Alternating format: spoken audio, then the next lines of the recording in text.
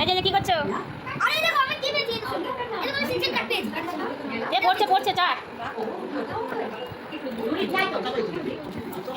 না দেখো আমার দিকে। দাদা দাদা আইসক্রিম খাচ্ছে, যে দেখো গরু। কি খাচ্ছিস? ওরা কি সাইডে এসছে মামা বাড়ি। দেখো এখন কি খাচ্ছে সন্ধ্যাবেলা। কি খাচ্ছিস বিক্রম? তুমি কি খাচ্ছ? এই দেখো একদম কি খাচ্ছে, ম্যাগি নিয়ে বসে বসে ম্যাগি খাচ্ছে। ম্যাগি তোর ভালো লাগে খেতে?